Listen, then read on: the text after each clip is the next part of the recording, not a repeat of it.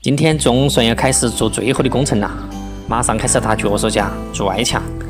外墙有很多种做法，我们选择的是做增势漆，主要是现在流行，而且简单方便，价格也不贵。选好自己需要的颜色就可以了。本来近段时间很热的，但是突然要下点雨，正好凉快，也方便工人安装施工。打这个脚手架，2个人总共打了1天半的时间完成。做外墙的活路了，还是要辛苦一些。随后外墙师傅进场，做增势漆总共有6道工序，我们用的是抗裂砂浆打底，这样做的外墙更牢靠。2个人做1道工序，整个做完需要2天的时间，正好1天做2面墙，隔1天也好干一下。马上第2道工序，外墙粉招平，刷完之后就是白白的，看着已经比原来的水泥墙好看多了，非常的期待。在这个期间，我们把买来的窗框装饰线条自己装上。原来我们的窗子是对外墙边漆，做完之后就后悔了，整个面太平了，没得层次感，所以就买了装饰线条。装上之后效果就好很多，所以安落地窗我建议要居墙中，要么居内墙漆，这样的话外面层次感就会更加的丰富。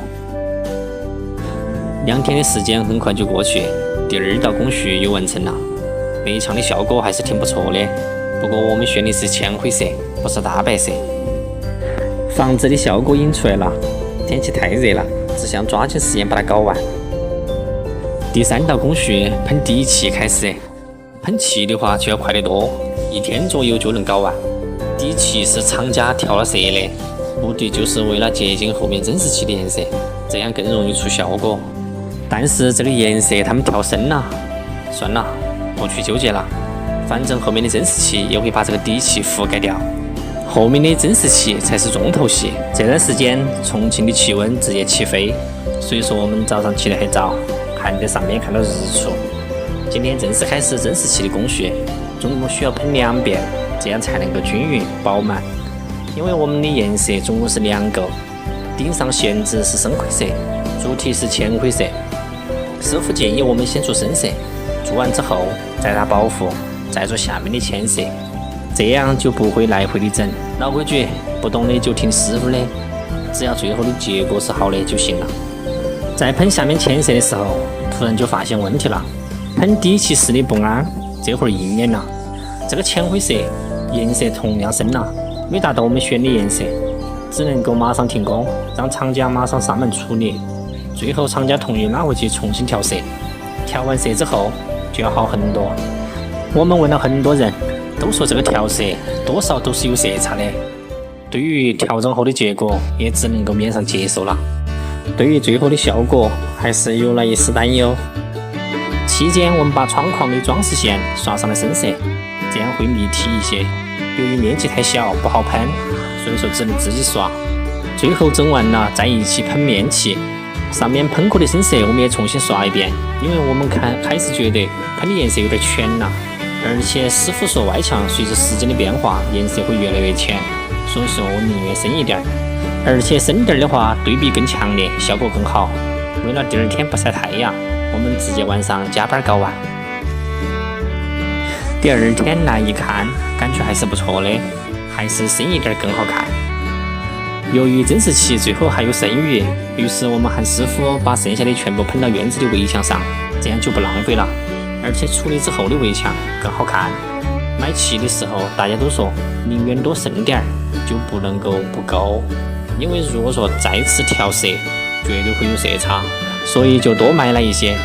最后正好把地下1圈的围墙全部刚好喷一遍，最后再刷一遍面漆，这样围墙就不用再处理了。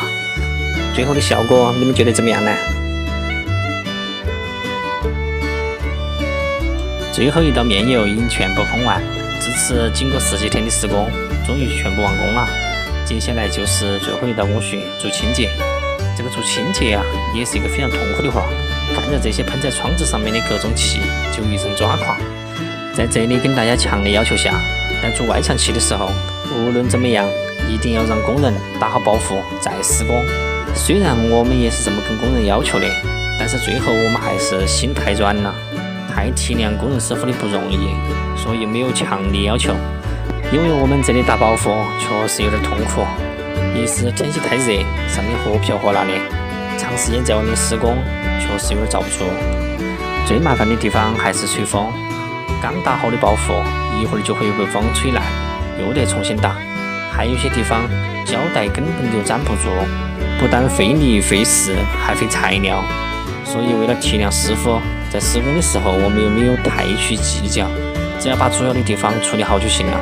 剩下的我们就只有做清洁的时候辛苦一点了。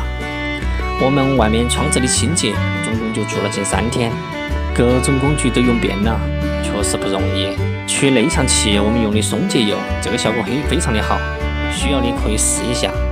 做完清洁，等钢网板架一拆，还是有心动的感觉。特别是我们最后买的这个窗子的装饰线，真的买对了，不然效果真的没得这么理想。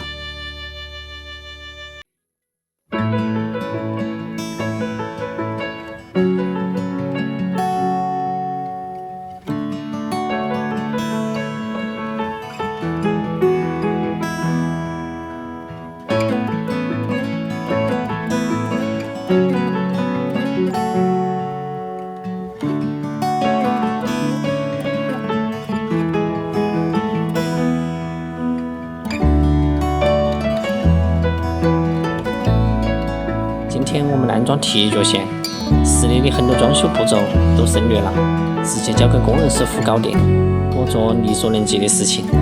这个铁脚线我们选的是铝合金的，老婆觉得这个安装简单，但真实情况是既简单也不简单。简单是直接对着打好孔，上好配件，把铁脚线卡上去就完了。不简单的是这个要考验墙面是否平整，地砖是否平整，还有切割的水平。这个时候就是检验装修师傅水平的时候了。如果墙面和地砖都很平整，那安装起来应该很顺利。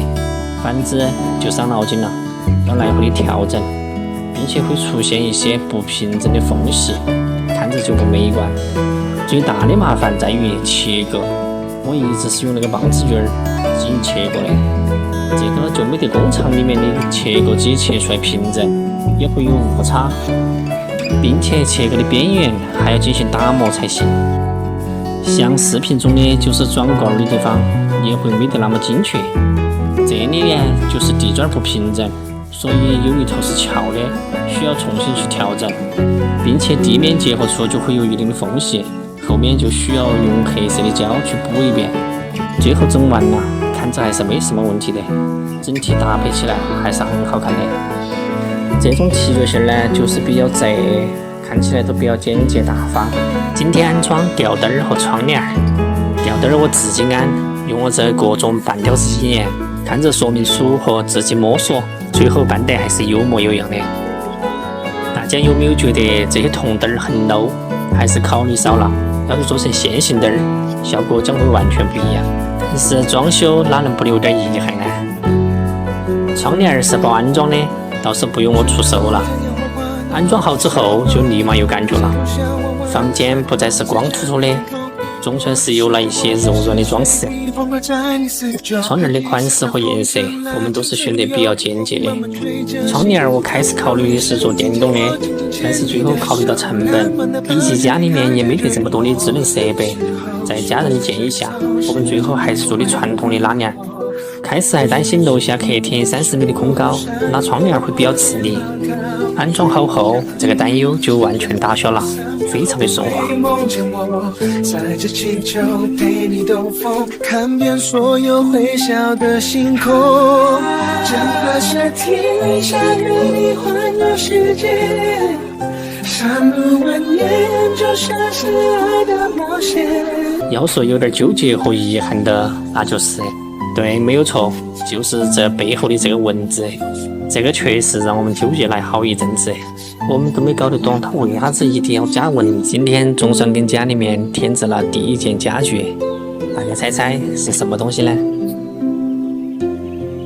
这家伙还挺重的，2个人带起都非常的吃力。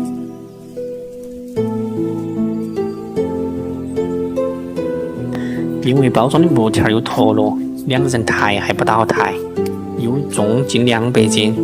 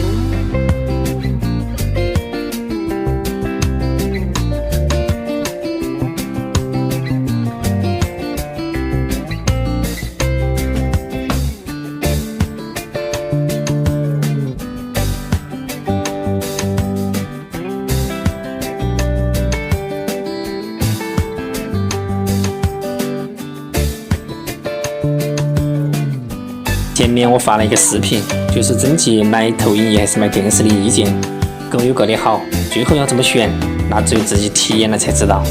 这些天在投影仪上做了不少的功课。投影仪的好就是画面尺寸可以很大，有电影院的体验，缺点就是白天的观看效果会比较差。如果要想在白天也能观看的话，就要选择高亮度的才行。今天我在网上选了3款比较火，并且说白天也能看的高亮度投影仪来进行对比。各种参数我也不懂，我就讲我自己的体验，分别是单白的 X3， 亮度3200流米，价格5900块。这一款呢是这个价位亮度最高的一款。妈妈在哪里？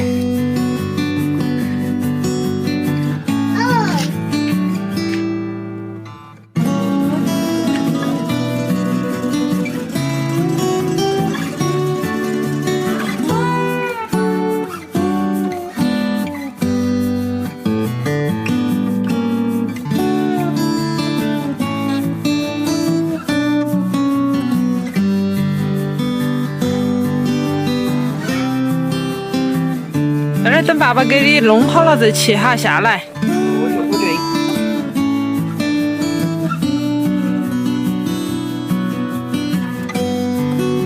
动起来，动起来没有？动起来了呀！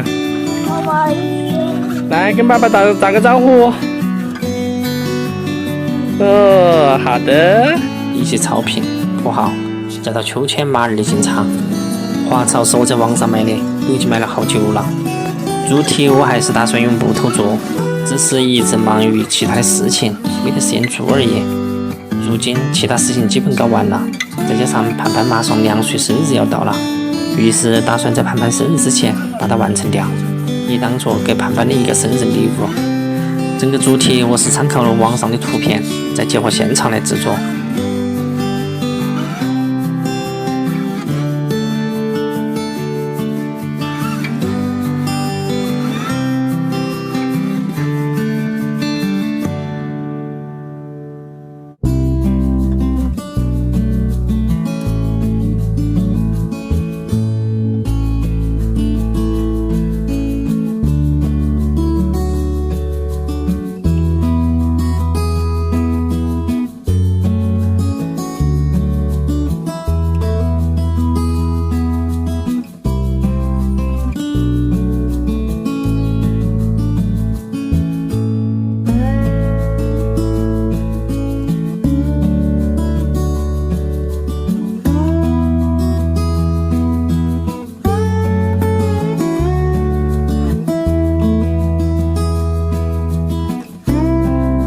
前面在决定做平顶的时候，就有好多人提醒我们说平顶容易漏水哟。现在确实应验了，但是并不是防水材料和工艺的问题，而是我们根本就没有做哦。太年轻，太大意了。这个就要从最开始做操作台的时候说起。当时做这个操作台的时候，我们就刷了一遍沥青防水，而且还是自己刷的。后面想着反正这个平台还要太高，还要再做一遍专业的防水，并且还有屋顶可以遮雨，于是久了就忘了这些细节。后面做卷材防水的时候，就自出了一点儿翻到平台上。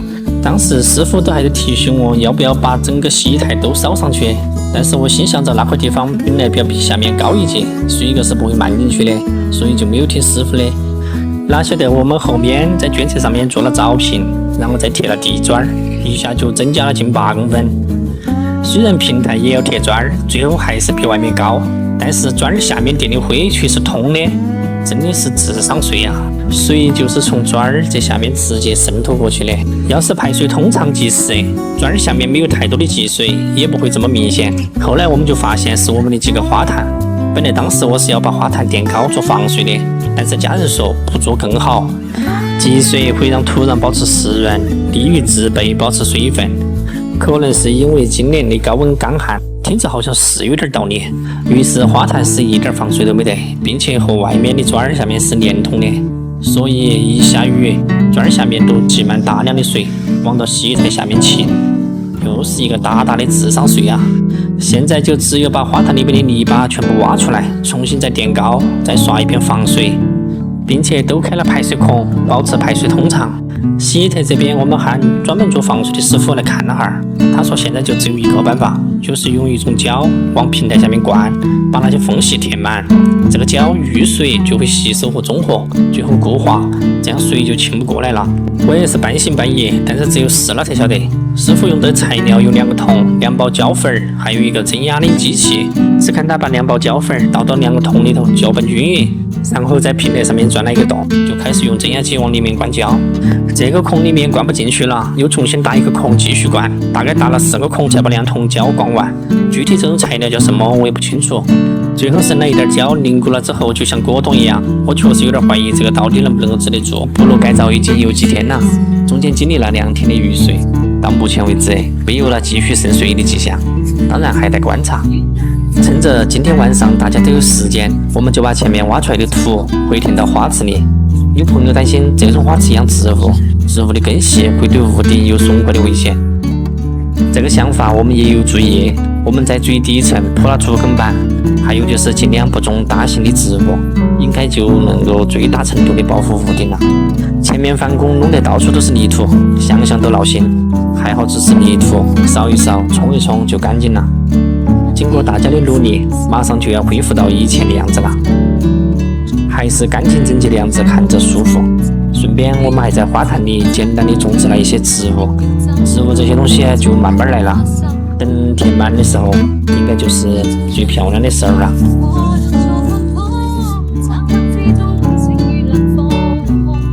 当黄土遇到绿植就是一件非常神奇的事情，莫名的舒服。